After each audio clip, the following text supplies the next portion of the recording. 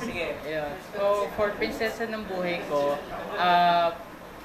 parang before that, what were the things that you were busy doing before that? Kasi yung last project nyo as a love team was Coffee Prince. So after that, ano ba yung mga ano yung mga usually ginawa nyo? Or nagpahinga ba kayo? Or meron din kayo mga racket, gano'n? Yeah, ako, after ng Coffee Prince, hindi naman natigil yung isama namin ng Chris kasi regular kami sa Sunday All-Star. Every Sunday namin kami. Tapos ngayon nga, naging leader ba si Chris? After her, may isang leader, tapos ako pa yung leader. So, naging busy talaga yung pagitan ng Coffee Prince tsaka ng Prinsesa ng Asa. And then ako, nagkaroon pa ako ng self-produced album na which is ongoing. Then si Chris, naging busy ka, mabili ng mga signature bags. Grabe naman, kinakilala nila sa vlog nila. Ako, ka na. Para sa mga kapatid niya. Hindi, honest. Ako naman, ano ba ginawa ko? Sa bata? Hindi, joke lang. After ng Coffee Prince, yun, nag-Europe trip ako with my family. And at the same time naman, nagkaroon din kami ng GMA Pinoy TV sa Hawaii at sa Canada. Pero sa akin, simula nung natapos ng Coffee Prince, nag-take ako ng voice lessons. At saka Sabol! Teka, naputol ko kasi. Mamaya. Gawin na lang para support mo. Tapos, nag-acting workshop din ako. Sample din. Ayun, so, ginawa ko rin busy yung sarili ko sa mga workshop. Sa dance naman, nag-take ako sa Gold's Gym ng Zumba para medyo... Mag-class na tayo dito. Ayun, ano ba ginawa ko? Tapos yun, madalas din kasi naging busy din ako sa regional shows, kung saan-saan ko yung pinapadala probinsya. Yun, pero maluwag ang schedule. At least nagka-time ako for my family na kami na for a month, nagkaroon ako ng time for my family sa Europe. Tapos, nagkaroon din ako ng time sa mga fans ko, sa mga friends ko. So yun, parang tinodo ko na. Nag-relax ako. Yan.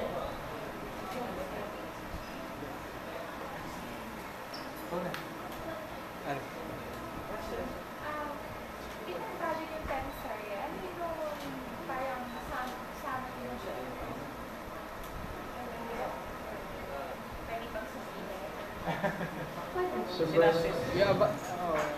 Siguro, brief lang ng siguro characters ang pwede namin sabihin. Para hindi naman ma-spoil yung story ng Prinsesa ng Asa. Balik kami ni Chris, ikaw na magkwento ko sa'yo. Siguro natin sa Pilipino.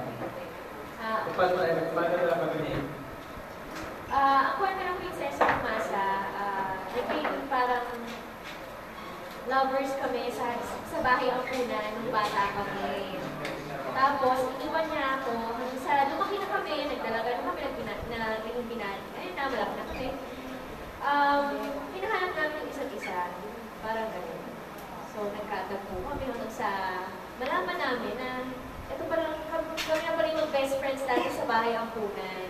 So, syempre, hindi natin iniikot yung kwento. Isa din kasi ako dito mag-ibon na ibon representative. So, kwento rin ka ng buhay ng isang ibon representative na paano naging successful, like nagbebenta-benta ng products, ng ibon products sa kung saan-saan. May mga brochures sa magdala, gano'n. So, ano rin siya, parang hindi lang siya sa love team, pati din dun sa pag-aabot ng pangarap ng kwento ng prinsesa. So, syempre, family, conflict, gano'n. Mas bakit na lahat? Para kasi kami ni Chris, we found love in the hopeless place ito. Makita namin yung, kasi naulila siya sa mga magulang niya, which hindi niya pa nakikita. Ako nakita ko na naiwan na ako ng nanay ko. So nandun kami sa bayan punan, kami nagkakaintindihan. Kami yung magkasama lagi. kumbaga, childhood, parang puppy love na. So talagang may mga eksena na matindi talaga yung kumbaga yung pagpupulong ng mga magulang namin sa akin na sa'yo nagpupuna, ako rin nagpupuna. Then, nagkahiwalay kami kasi kinuha ko ng tatay ko. Tapos, nung nasa pamilya na ako, hindi sinimilsan ako, hindi kasi nila ako pwedeng dimulgan kasi masisira yung pangalan ng family. So, parang, mas masaya ako nung nasa bayan-punan ako kasi doon, kasama ko siya lagi, I found family with their presence. So, hanggang sa nagtagpunin yung landas namin. Nagtagpunin yung landas namin na may conflict kasi parang nagkakamakulayan na sila ng kuya ko bago ko malaman na siya pala yun. Doon tatakbo yung story ako. Kung anong mangyayari, kung malalaman niya ba na ako ito, kung sino yung pipiliin niya, and ang mas maganda pa doon, yung revelation ng mga parents namin dalawa. Yung nanay ko, tsaka yung nanay at tatay. Ano pa tayo ng kulo? Pero yun yung kwento. Sino pang mga kasama ninyo dun sa prinsesa ng buhay ko? Nakakalimutan. Ako din eh. Ako rin, ako. Personally, ako rin, wala kasi nalaman. Pero wala namang kaso sa akin kung pinalitan. Mas pabor ako sa prinsesa ng buhay ko. Prinsesa ng masa. Kasi ang ganda, kasama ko sa title. Mas maganda eh, no? Mas maganda din kayo. Prinsesa ng masa. Di ba? Pero wala tayong ano din. So, thankful ako kahit naman tayo yung story naman yung ako. Share na. Ako okay lang sa akin sa pinago yung title. Pero syempre gusto ko akin lang. Kasi sa'yo na yung Coffee Prince, sa'yo na yung The Last Prince. Ikaw yung Coffee Prince. Yan yung joke lang. Sa'yo yung Machete. Ikaw na. Hindi, okay lang sa akin. At saka, simula kasi nung malaman nila yung prinsesa ng masa, may mga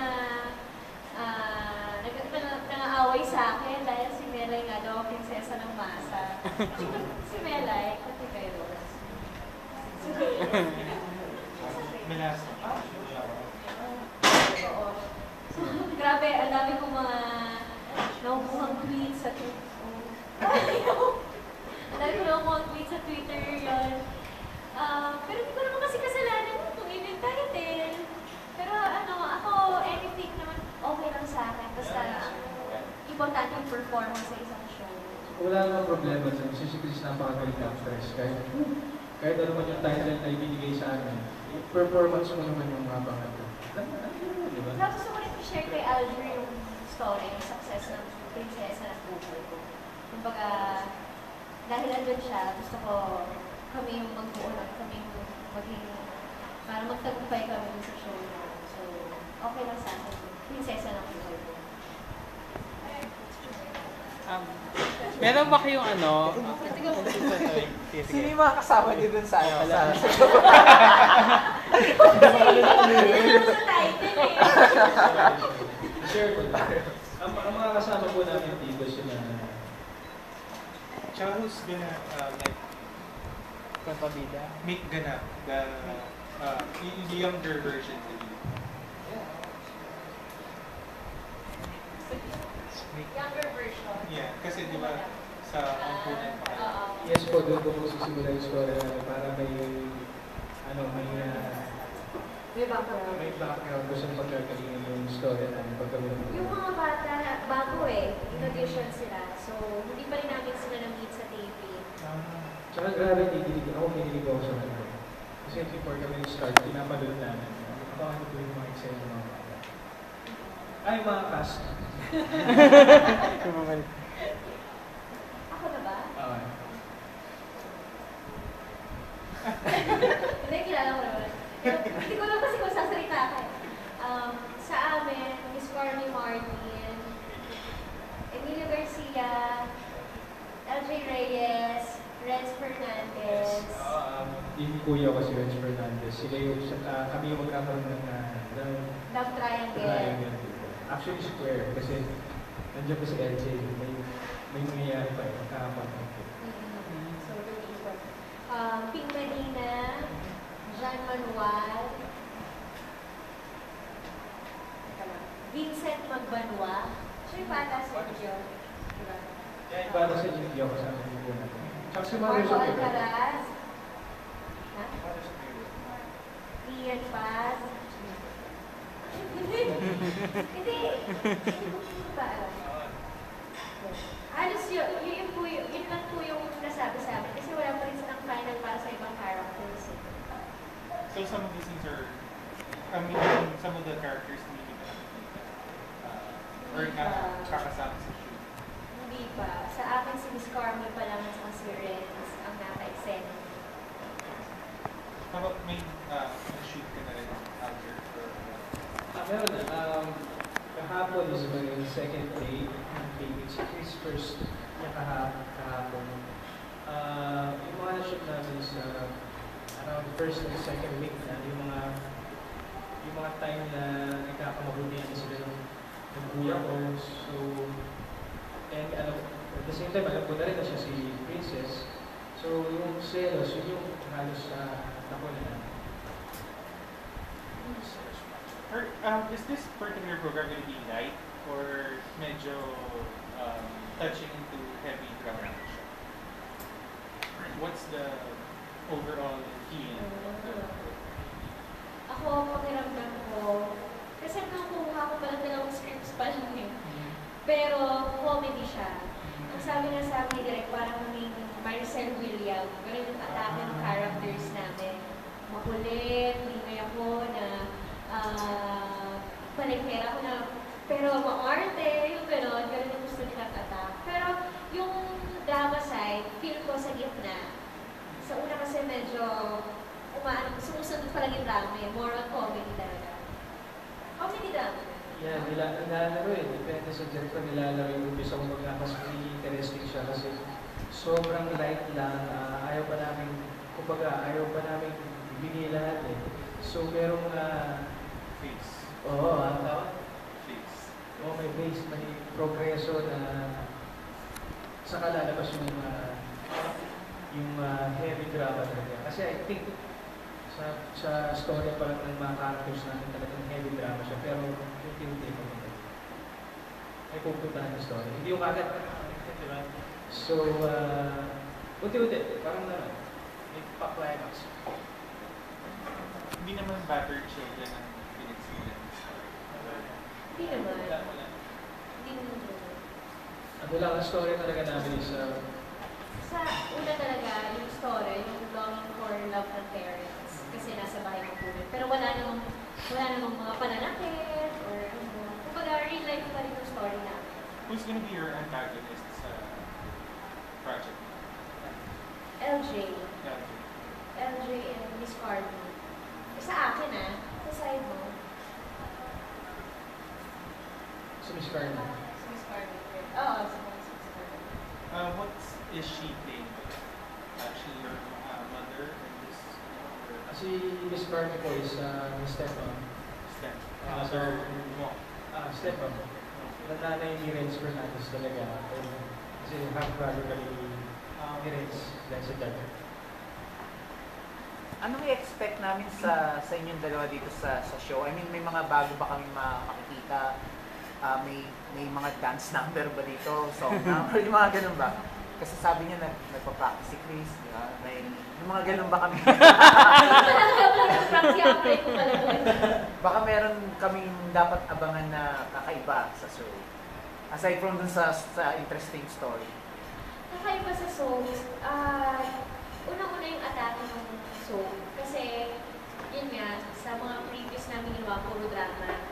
And kung gumawa man kami ng comedy sa Coffee Friends, lalaki naman ako doon. Para medyo may touch ng Korean yung story. Ito, talagang yung Pinoy ang kwento. At saka, dito matitest yung pwede kami kong comedy talaga. And dito rin siguro namin matitest kung nandiyan pa rin yung followers namin, kung solid pa ba talaga yung love team namin. At Saka, siguro, oo. Una sa mga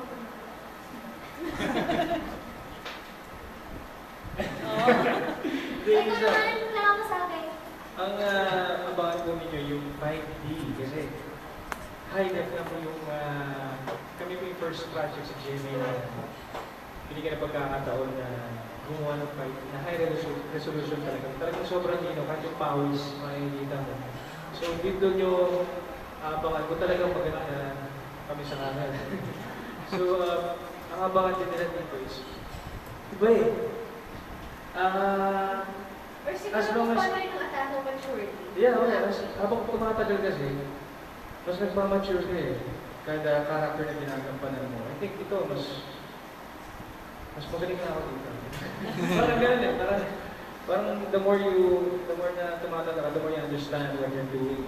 Lalo sa proyekto, sa experiences namin, Chris, sa experiences.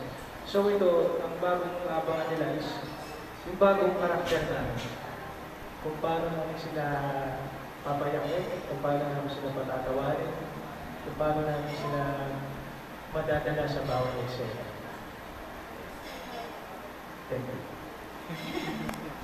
Ano nga po pala ang director ng Prinsesa ng Buhay? Director? Director po namin si Director Don Santos.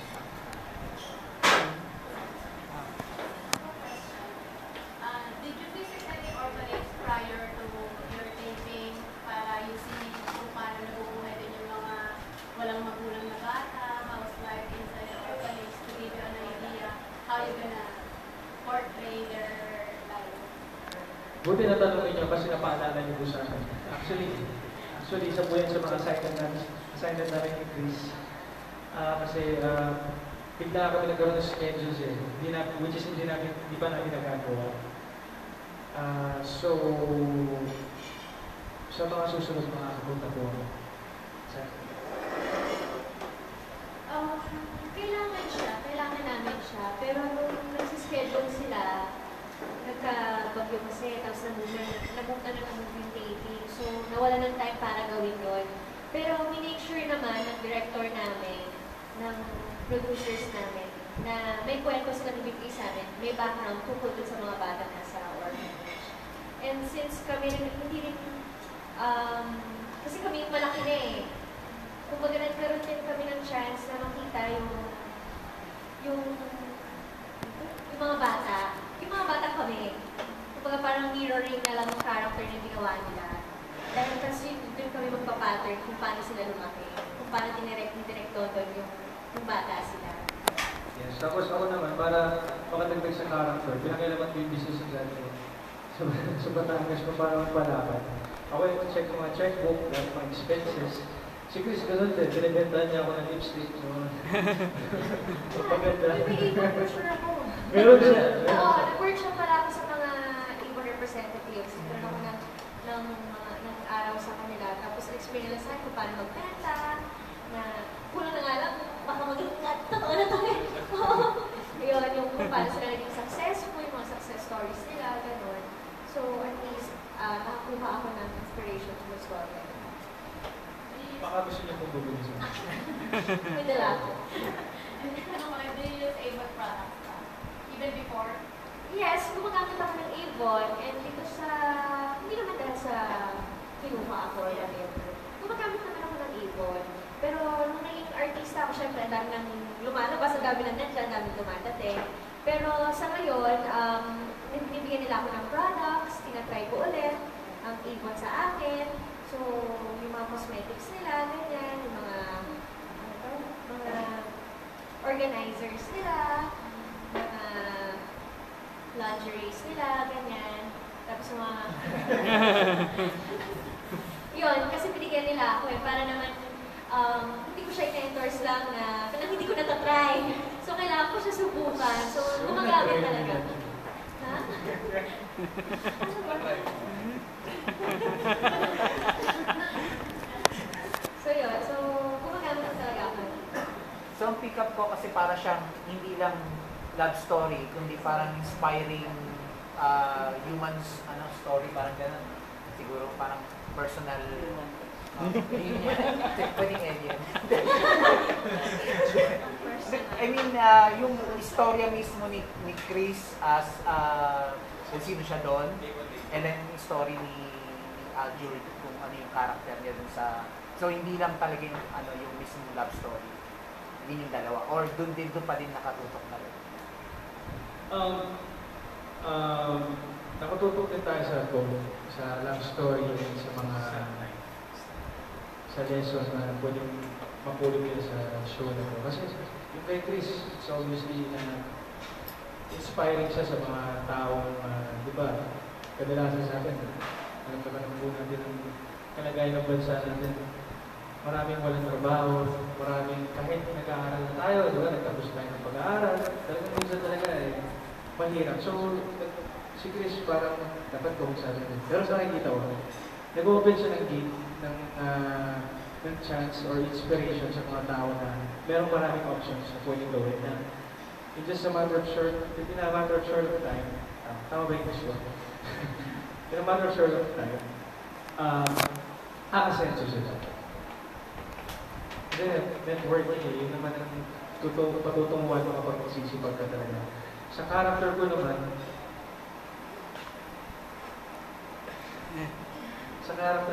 is, ano ba? Wala yata. Hindi ko pa kasi nakakapunta sa... Hindi, kasi sa totoo lang, brief pa lang yung pinibigay sa aming story eh. 2 weeks pa lang yung dumating sa amin, so wala pa kami masyadong alam. Eh kami rin, parang ayaw pa rin namin alamin kasi baka may iba yung atake namin sa acting na i-character kami kasi alam na namin mangyayari. So, hindi na rin namin inaalam para rin sa character namin pagka sa set kami. Yun, tapos. So, would you say na, kasi ito, story ito na isang ng babaeng si sumikap. So, nakikita mo ba na ang show ay mag-represent na, ay ikaw, as a woman, would be the new face of the modern Filipina woman? Kasi yun nga, nagtatrabaho. Tingin mo ba para magiging, pag inisip nila na nagtatrabahong Pilipina, may isip ba nila yung prinsesa na Masa in that sense? Oo. Kasi, prinsesa ng buhay ko. Oo, kasi, yung story kasi ng prinsesa ng buhay ko, doon talaga papunta eh. Na totoo na kapag nagsikap ka, kapag nagtsaga ka, kapag patient ka, may magandang resulta yun, kumbaga.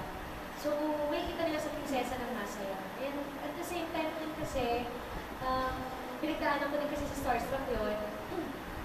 Bago naman ako mag-artista, pangarap ko talaga maging artista. So, ang dami ko rin akong pinagdaanan. Hindi ko rin akalain na makukuha ko to, itong mga ginawa namin lead roles, gano'n. So, parang ma-apply ko din dun yung nangyari yung pinaghirapan ko sa Starstruck.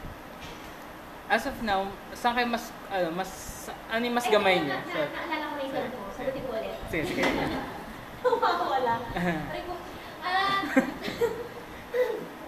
Yun naman yung goal ko dati pa na gusto ko maging good example ako sa mga bata, sa mga teens, gano'n. Kumbaga, yung mga show na ginawa ko, hindi ko yun basta rin tinatanggap lang. Pinag-iisipan ko din kung gusto ko yung material kasi gusto ko maging good example nga rin ako. And gusto ko ipagpatuloy yun. Kaya hanggang ngayon, nandito pa rin yung image ko, ito pa rin yung career ko, ito pa rin yung dito pa rin ako papunta, dito pa rin ako uuwi. Dahil yun yung gusto ko maging good example sa kanila. So, yung mga sinasabi lang magpo-post sa ganyan, or pwede akong mag-take ng bad rules, gano'n. Parang ayoko pa, kasi ayoko biguin yung mga bata na maasa sa akin na iniidolo ko, parang gano'n. Para Nasunod ko ba? Oo. Yes. Para sa'yo, ano yung definition ng prinsesa ng Masa? O prinsesa ng buhay ko. Oo, pwede rin. Kasi Prinsesa ng buhay ko, kung ano yung definition sa akin. Yun nga, siguro hindi lang sa, kasi ako, artista ako, ganyan, pero hindi ako nagtatrabaho para sa mga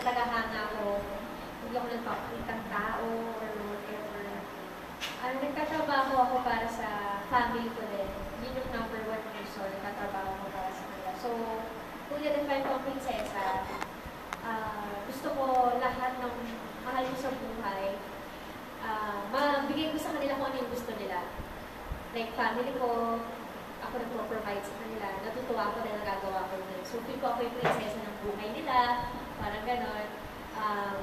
May mga fans ako na tagang solid sa akin, feel ko ako yung prinsesa ng buhay nila, yung ganon, yung gusto ko may napapasaya ako. Ikaw naman, hindi ka pa ako. Hindi ka pa Pero ako. hindi ako prinsesa.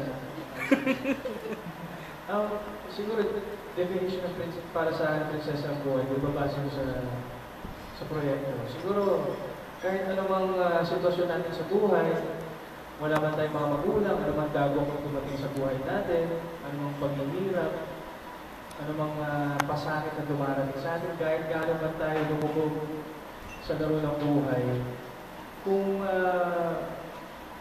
meron kang ginito ang puso, malinis sa konsensya, at magsisikap ka para sa sarili mo, dahil may paniniwala ka, may prinsipyo ka na hindi mo kailangan gumawa ng mga anumang bagay para umangat ka, is mararating din natin ang ating mga pangarap, ang gusto nating marating.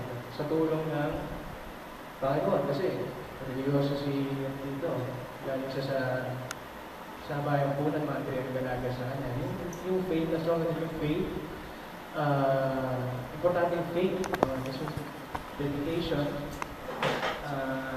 prinsipyo, wala namang imposible walang imposible sa mundo. Mararating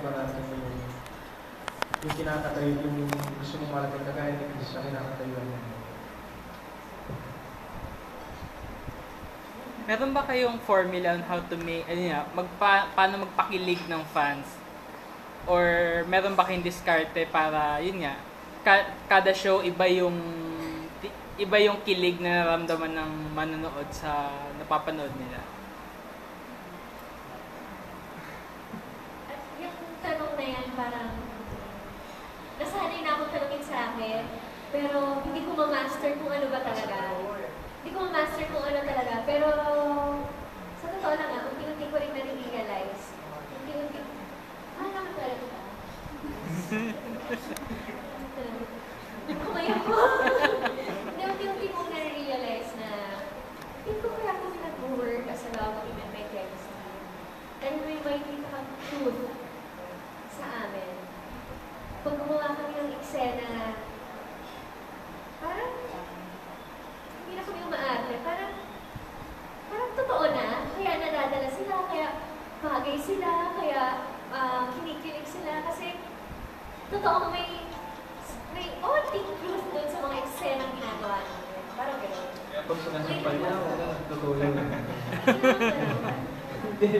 Hirapan ako pag pagsasaktan ko. Yung mga bagay, yung mga sampal, yung mga palo, diba? Minsan, nahihiga na wala pa. Siya yung naiiyak. Wala po yung Siya yung naiiyak pag sinasampal. Siguro, sa tanong mo, sir, formula. Walang formula eh. Ang pinagpapasalamat namin ni Chris, totoo lang, is yung nagkasabay kami sa Starstruck. Kasi dami namin pinagdaanan doon. Tapos nagpapasalamat din kami sa Jimmy. Kasi lagi kami pinagpapartner. Ang dami namin pinagdaanan doon. Kung baga yung bawat role na binibigay sa akin, kung may ina-ask na may emosyon from us, is nangyari yan sa akin sa totoong buhay. So kinakarakterize lang namin, kung baga, dahil sa nangyari sa amin lahat yun, is nagmumukha ko. Totoo talaga. So siguro yun yung formula siguro ba, kaya kinikilig ko rin yung mga nanonood sa akin. parang nagkaroon sa gusto.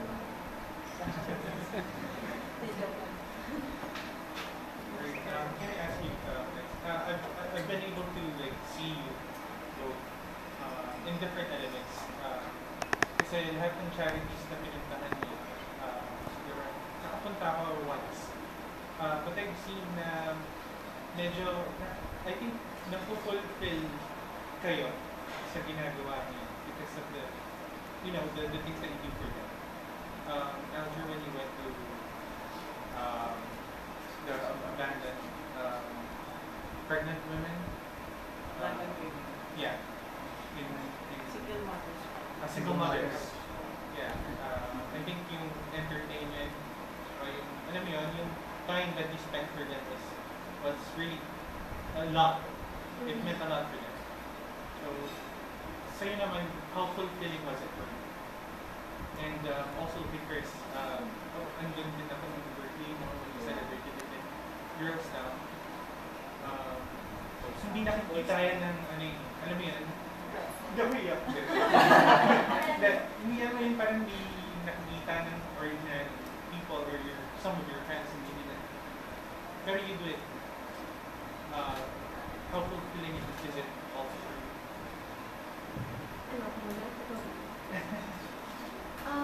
Alam mo, sa totoo lang kung hindi lang ako busy, kung wala akong taping, kung wala akong masyadong iniisip, kung wala akong masyadong naiintindi, gusto ko magbubos ng oras sa charity talaga. Ayoko, naiinis ako sa sarili ko pag naaalala ko lang mag-charity minsan pag birthday ko. Naaalala ko lang sa charity pag Christmas or nakakainis. Kasi, bakit hindi ko siya pwede gawin na gusto ko naman gawin. Pero dahil hindi sa oras, dahil ang dami yung pumapasok sa isip ko, ang dami parang, alam mo yun, parang nahuhuli yun. So, doon ako naiinis minsan. Pagdating ko dun sa charity birthday ko, sa pinupuntahan namin, sabi ko, bakit ko ba ginagawa? Bakit ko ito gawin weekly? Bakit ko ito gawin araw-araw? Kasi sa totoo lang, kaya kong gawin. Hindi naman sinasabi ko na ang yaman ko, hindi ako mayaman. Pero kumpara sa nakukuha ko at sa nakukuha nila araw-araw, iba. So talagang pag nag-charity ako, kahit minsan lang to, all out, bigay, lahat. Alam mo yun? Yung talagang, sige, go, anong kailangan, ganyan. Kahit hindi man ako umatan ng charity, may magsasabi lang sa akin na Chris, pwede bang mag-abot ka lang ng ganyan, or mag-award ka lang, or pahingi lang ng donation. Kahit wala na masyadong background, kahit hindi na ako makakuha ng letter, kahit, alam mo yun, kahit wala ng signature ng parish or whatever, binibigyan ko, kasi sabi ko, ito lang yung chance ko na naisip ko at nagkaroon ako ng time at may nag-ano sa akin. Kasi laging sa dami na iniisip namin, parang gano'n. So, fulfilling siya sa akin kasi yun talaga yung gusto ko eh. Sabi ko nga, gusto ko napapasaya yung mga tao, gusto ko napapasaya yung fans ko, gusto ko napapasaya yung family ko. Tapos, yun lang yung balik ko sa kanila. Grabe yung supporta nila sa akin, kung gano'n. Masyado ka lang mabait. Active ka naman sa mga charities. Masyado ka lang mabait. Gusto mo na-attend na lahat. O, hindi mo ko niyaya sa charity mo. Saan mo? Single ladies. Gusto nila lalaki. Sabi ko ito lalaki. Well, anyway. Masyado ka lang mabait. Well, sa akin, sobrang sa fulfillment na it comes from the heart na masasatisfy ko. Kasi not everyone na hindi po lahat tayo nabibigyan ng pagkakataon na makarating dito sa pinakatayuan ito. Na binigay sa atin ito, binigay sa atin ang guidance. So, kasama yan sa mga task. Kasi, hindi ko naman sinasabi na kami lang makapagpasaya ng mga tao, mga less fortunate. Lahat na in their own ways. Pero it's just so na nandito kasi sa pinakatayo mo, may pain pa. Iba yung joy na ibibigay mo. So, ako kumbaga sa amin ni Chris, it's our mission. Ano bang mission natin? Yung tinitingnan ko sa buhay ko eh. Kasi nabuhay ka, ano bang mission mo sa buhay? I realized, and my father also told me, na mission ng pamilya natin, ang mission mo, is makatulong sa ibang tao. So, in the process, which is true, kasi pag tumutulong kami, parang mas masarap pa yung pakiramdam kaysa tumatanggap ka ng sweldo. Mas masarap pa yung pakiramdam kaysa bumili ka ng bagong bahay o kotse. Iba yung satisfaction pag nakatulong ka sa ibang kapwa. Iba yung ngiti nila, yung saya nila. Oo, yun ang iba price. palitan, binili mo pa, Naisipin niyo rin bang magtayo ng sarili niyong foundation? Sure, yeah. Why not? Nakalinya yan. Depende na kasi we need funds. And sa nalalaman namin kasi, ako aminado ako, sa nalalaman ko kasi kulang pa yung kaalaman ko. So, but unti-unti, inaalam ko, nagiging active kami sa mga charities. Inaalam ko yung mga proseso, kung paano nila ginagawa. And finally, kung tumating na yung right timing, abangan niyo yung aatupag ka. Oo, ano? Yun yung name na naisip ko sa charity, aatupag ka. Aatupag. Ano ang mga... Sino mga nag-work?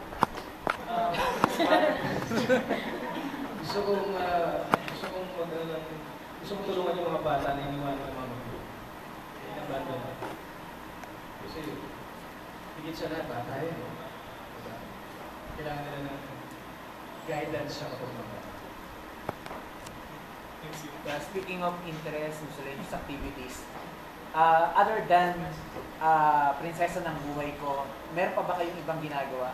Yung kanina sa Pepito, di ba? May mga other projects ba kayo na dapat abangan ng mga fans niyo?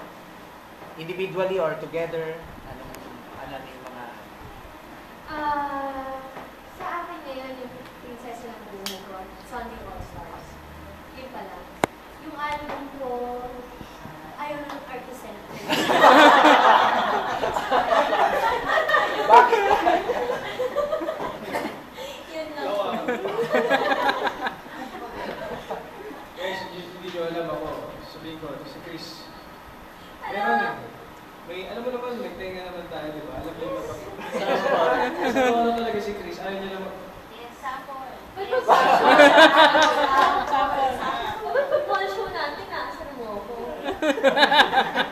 Ginagaya mo yung boses mo. Mas maliit. Tip kasi ng boss siya. Pero nasa tono siya. Hindi lahat. Ikaw, magiging masaya. Compliment ba yun? Sige. O, ikaw na. Ano daw yung peka ka pala? Eh, meron po akong Nakalimutan mo naman yun. ito, Sunday All Star po. Last week ko na kayo. Itong may oh yes, boto niyo po ako. It's sa Space Alture. Hindi ko kakalimutan yun. Tapos, meron po akong album na ongoing with isang company. Saka ko nasasabihin kapag confirm na. And then, yung charity. Siguro use ko yun.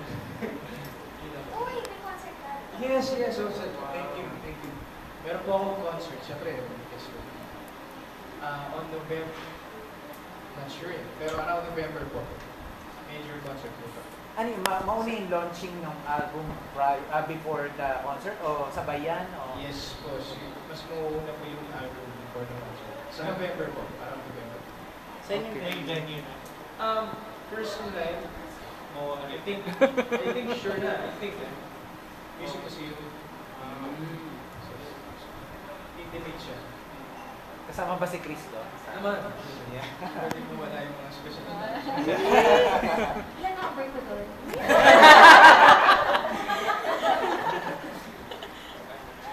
may team song na ba yung Prinsesa ng Buhay Ko? Wala ako pinag-iisipan pa. Random. Sino nakakanta? Chris kami. Sample na. Yay! Para sa yung voice lessons mo. Sige natin. Kasama to. Do it. Do it na song.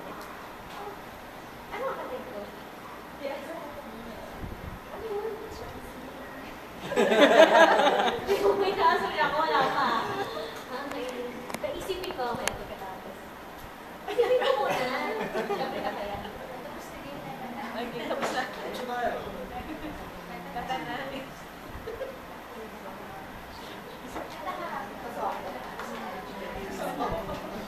Wait lang ah. Ano? Oh, no,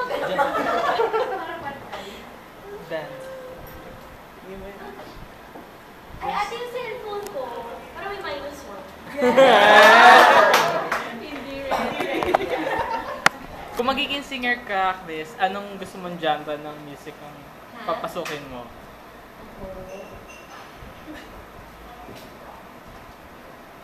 Gusto mo, ano ba tawag? Yung parang may sasayaw na kasama. Hip-hop. Yung parang hindi, yung parang may kanta sila, tapos pausuhin mo. Novelty, parang parang very light lang. Like? Yung Spaghetti pa. Ganun pala. Eh, wala na siya. Eh, doon na lang tayo. Sarap ko naman ako kasi alam mo naman ako kaya ako sumama. Minsan pa nagtutuwid kami sa mall niyo, inahaya ko na siya. mayroon ako nais malaman, maaari bang magtanong?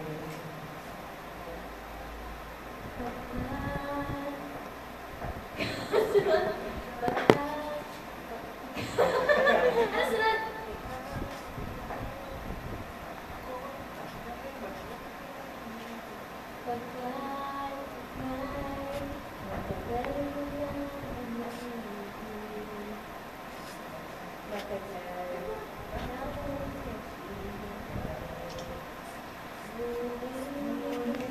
Mayroon ka na ibang ginagawa.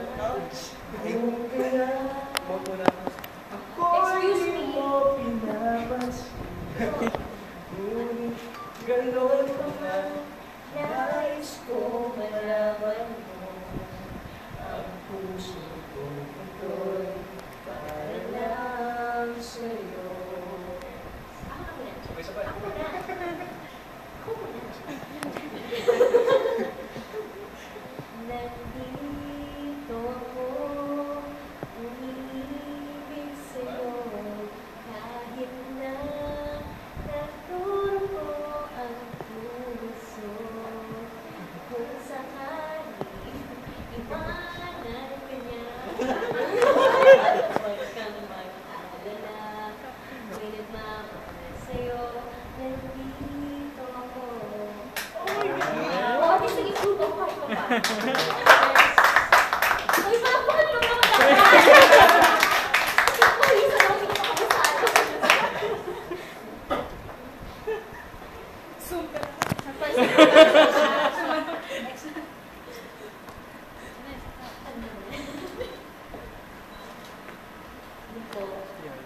Any, Kuya, lagay ko sa vlog yung mga maganda kong sinabi. Ito, tanong lang for food. Ikaw ba yan? Ikaw ba magtatanong? Meron tayo sa office. Paano nyo nakikip yung, yung love team nyo na fresh, laging fresh for all the projects na ginagawa nyo? Paano nagiging laging exciting, laging bago, laging yun nga, fresh yung, yung pagsasama nyo sa mga naging projects? Especially here sa Prinsesa ng buhay ko. Ako feel ko importante yung... Kasi dyan naman lang talaga yung bonding eh. Kasi halos nakikita naman talaga kami every week. Pero importante talaga yung acting workshop bago magsimula yung isang show. Yung kami dalawa, yung intense na workshop para sa amin dalawa, para paglabas namin ulit sa screen, sa mga eksena namin, nakikita ulit na komportable pa rin, andyan pa rin yung chemistry, gano'n. So fresh! Tignan mo siya.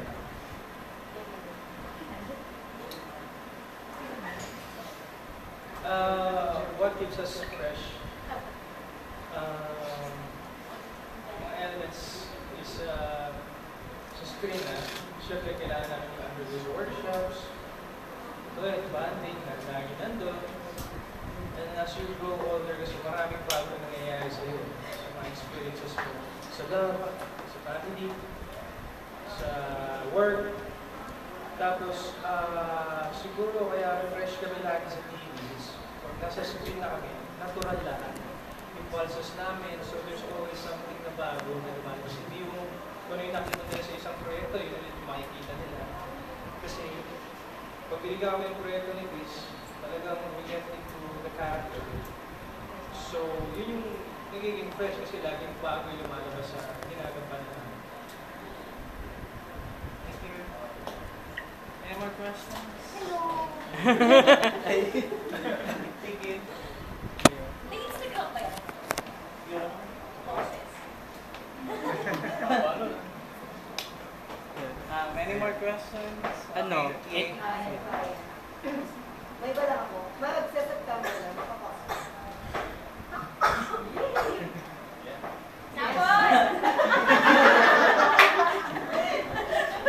Yes, I was invited. And excited akong lumaba for the fourth time sa costume. Gusto niyo ba snip? Ito lang kung isang botones lang eh.